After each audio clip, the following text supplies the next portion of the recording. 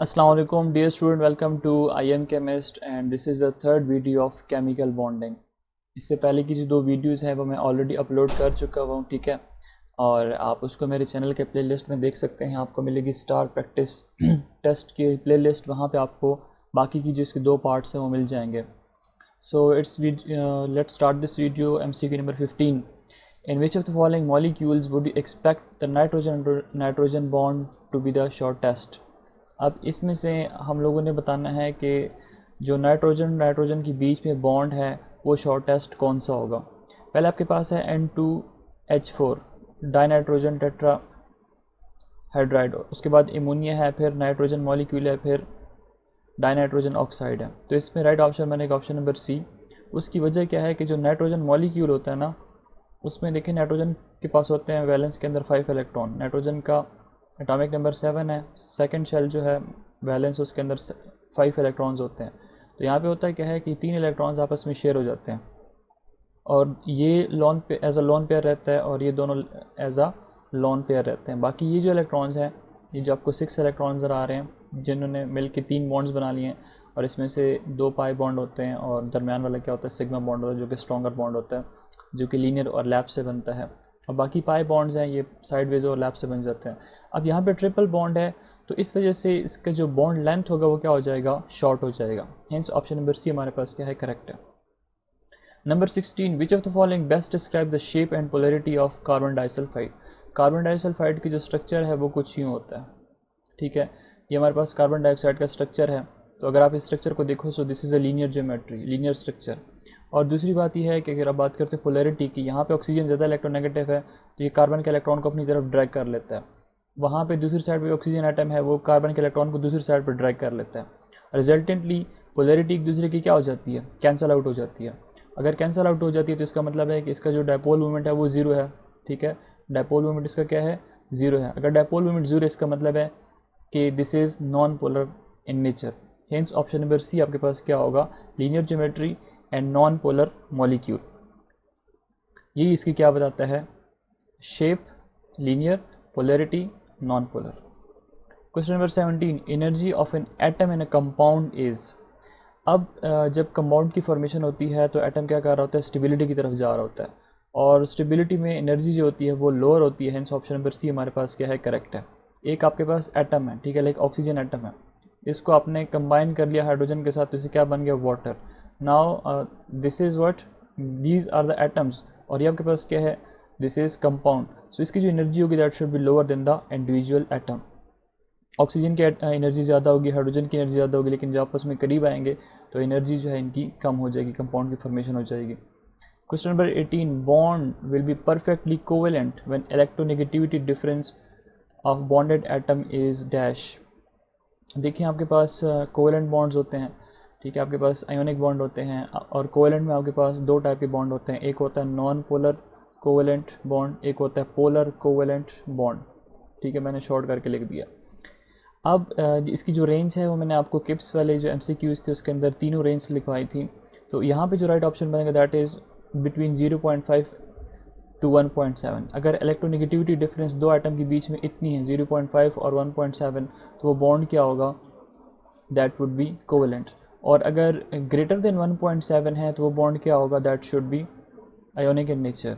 और अगर less than 0.5 है सो बॉन्ड क्या होगा, वो होगा तो कोवेलेंट, लेकिन कौन सा होगा, नॉन पोलर कोवेलेंट बॉन्ड होगा।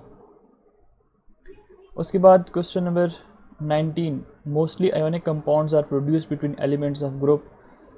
कौन से ऐसे ग्रुप्स हैं जो कि मिल के आयोनिक कंपाउंड्स की फॉर्मेशन करते हैं।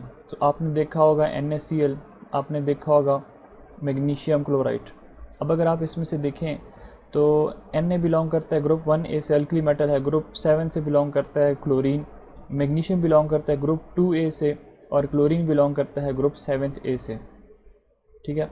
और इसी तरह आपने सोडियम फ्लोराइड भी देखा होगा, ठीक है, सोडियम ब्रोमाइड भी देखा होगा, इसी तरह मैग्नीशियम क्लोराइड वगैरह आपने देखा होगा, कैल्शियम क्लोराइड आपने देखा होगा, ठीक है, जो कि बहुत कॉमन है केमिस्ट्री में। तो इसका मतलब है ग्रुप 1, 2 और 7A मिल के क्या बनाते हैं, आयोनिक कंपाउंड की फॉर्मेशन करते हैं। और उसकी वजह क्या है कि आयोनिक कंपाउंड तब बनता है जब आपके पास मेटल जो है उसकी आयनाइजेशन एनर्जी लो हो और जो नॉन मेटल है, जो ग्रुप 7 एक एलिमेंट है, हेलोजेंस है, उनकी इलेक्ट्रॉन एफिनिटी हाई हो, तब जाके बॉन्ड जो बनता है that is ionic in nature. Number 20,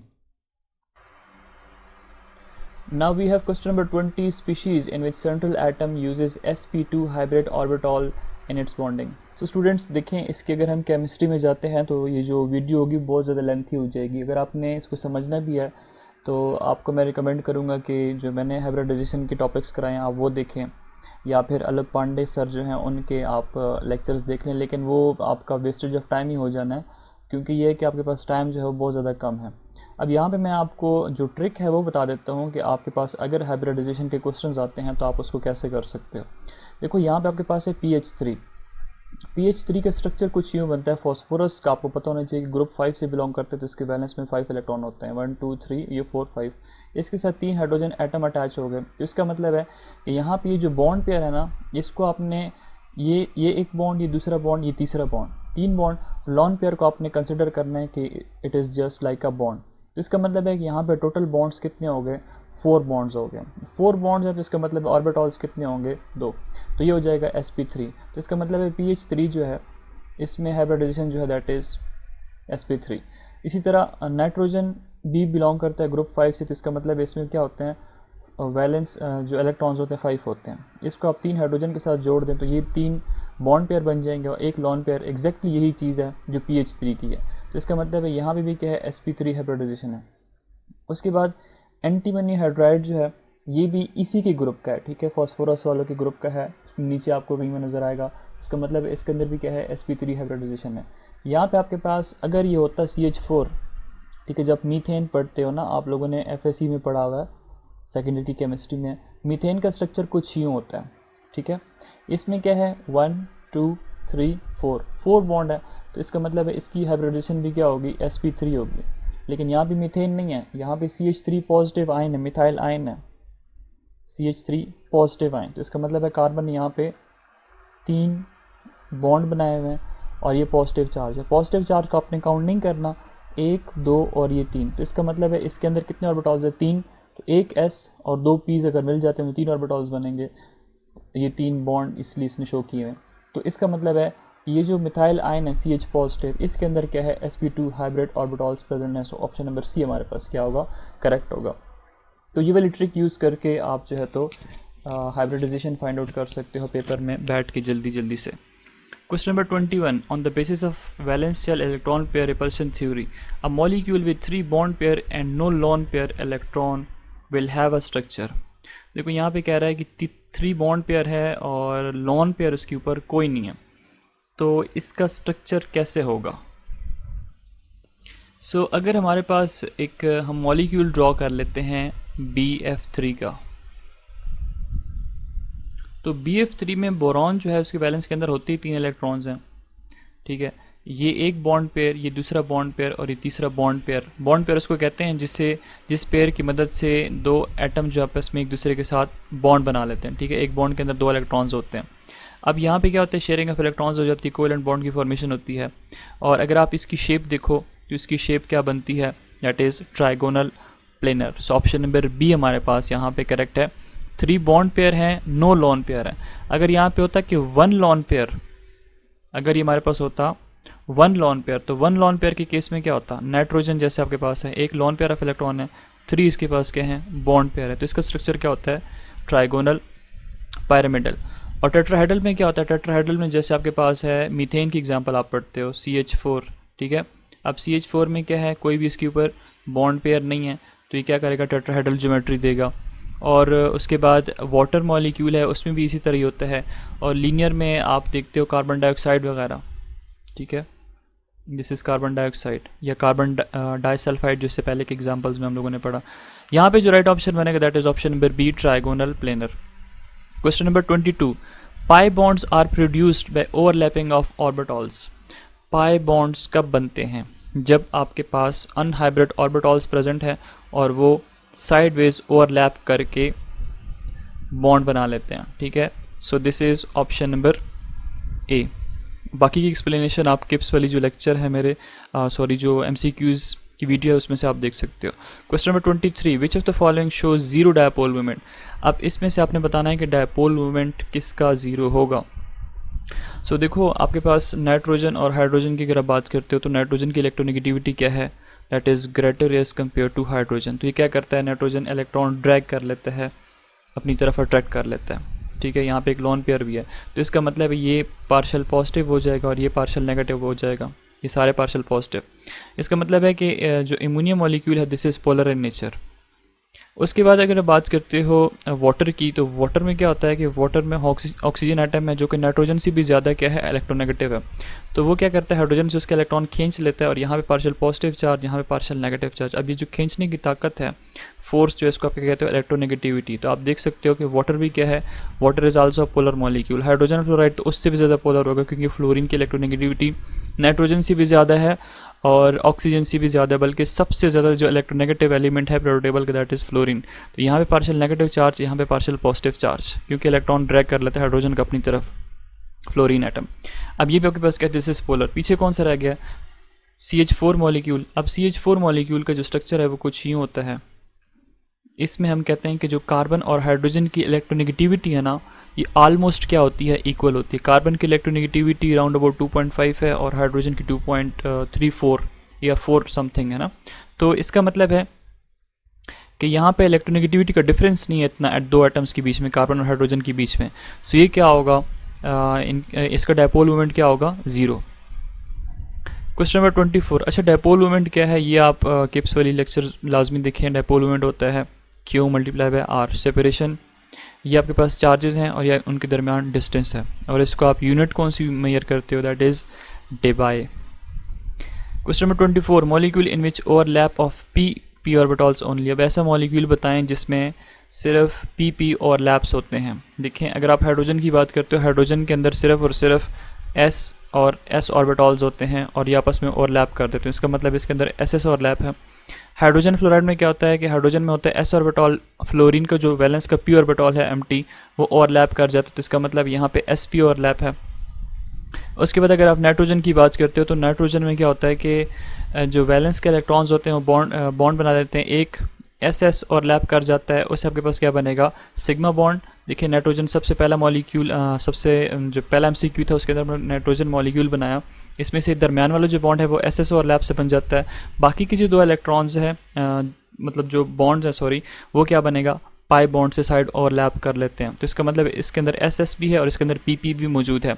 लेकिन अगर आप बात करते हो फ्लोरीन मॉलिक्यूल की, तो फ्लोरीन में क्या होता है, 1s2 2s2 2px 2py and 2pz, 1 2 3 4 और ये 5। ये p ऑर्बिटल देखें, यहाँ पे क्या है, empty है। दूसरा फ्लोरीन मॉलिक्यूल अपना p ऑर्बिटल ले आएगा, इन दोनों के बीच में ओवरलैप हो जाएगी, जो कि कौन सी होगी, pp ओवरलैप। और pp ओवरलैप से यहाँ पे जो बॉन्ड बनेगा वो कौन सा बनेगा, that should be sigma bond. देखें, जब कभी ss ओवरलैप होता है, जब कभी pp ओवरलैप होता है और जब कभी sp ओवरलैप होता है, और ये लीनियर ओवरलैप की भी बात कर रहा हूँ, तब आपके पास जो बॉन्ड बनेगा that should be sigma bond. और यही pp ऑर्बिटल जो है अगर साइडवेज ओवरलैप कर जाएगा तो उससे आपके पास क्या बनेगा, पाई बॉन्ड की फॉर्मेशन होगी।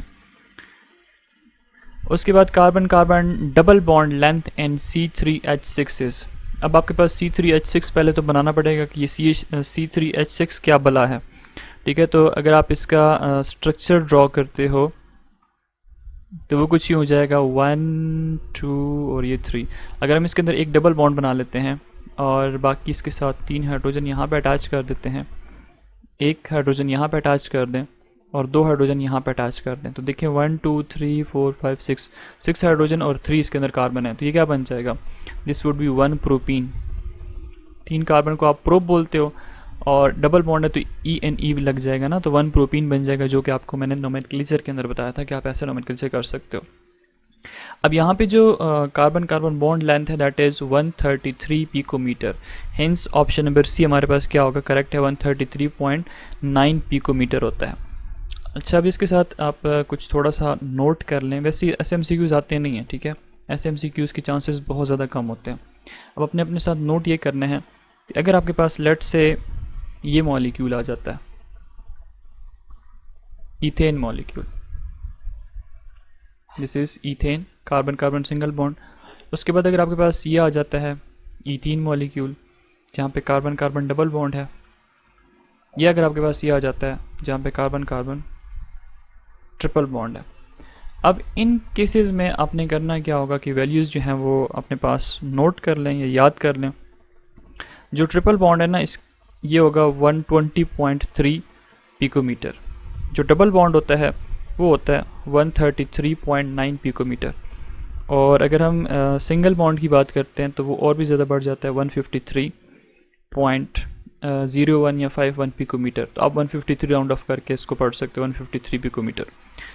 और उसके बाद ये जो एंगल होता है कार्बन हाइड्रोजन का एंगल, ये हमारे पास होता है तकरीबन 111, ठीक है। और कार्बन कार्बन डबल बॉन्ड का जो होता है ये होता है तकरीबन 121 डिग्री। और उसके बाद जो ट्रिपल बॉन्ड का है, ट्रिपल बॉन्ड का जो एंगल होता है ये तकरीबन 106 डिग्री तक होता है, ठीक है। तो ये आप अपने पास नोट कर लें, इंपॉर्टेंट पॉइंट्स हैं। अच्छा, ये जो 106 है this is the bond length, ठीक है। कार्बन हाइड्रोजन के बीच में जो बॉन्ड लेंथ है ना, ये होता है 106 पिकोमीटर। यहाँ पे कार्बन और हाइड्रोजन का जो बॉन्ड लेंथ होता है दैट इज़ 109.4 पिकोमीटर। और कार्बन और हाइड्रोजन जो जहाँ पे डबल बॉन्ड है ये होता है तकरीबन 108 पिकोमीटर। ये हमारे पास बॉन्ड लेंथ है। ये बॉन्ड एंगल दो मुझे पता थे तो मैंने आपके साथ शेयर कर लिए। ये जो यहाँ पे ट्रिपल बॉन्ड है इसका मैं देख लूँगा, लेकिन ये होगा क्या, ये लीनियर है तो ये 180 पे आएगा, ठीक है।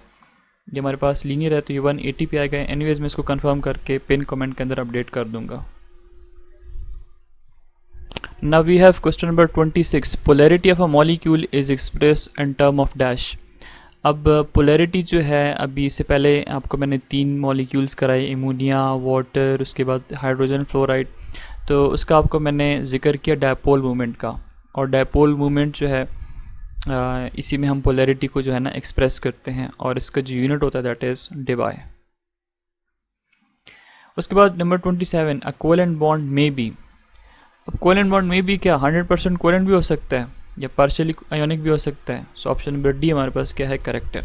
जैसे आपके पास हाइड्रोजन हाइड्रोजन है, अब ये क्या है, this is 100% covalent in nature. आपके पास हाइड्रोजन फ्लोराइड है, दिस इज़ नॉट 100% कोवेलेंट, ठीक है। इसमें क्या होता है, थोड़ा बहुत आयोनिक कैरेक्टर भी मौजूद होता है। हेंस ऑप्शन ए एंड सी जो है हमारे पास करेक्ट है। Question number 28. Magnesium oxide is an example of what? Magnesium oxide is an example of ionic bond. वजह क्या है इसकी? वजह ये है कि मैग्नीशियम जो है ना, इसके पास वैलेंस में होते हैं 2 इलेक्ट्रॉन्स, जिससे ये बहुत ज़्यादा तंग होता है।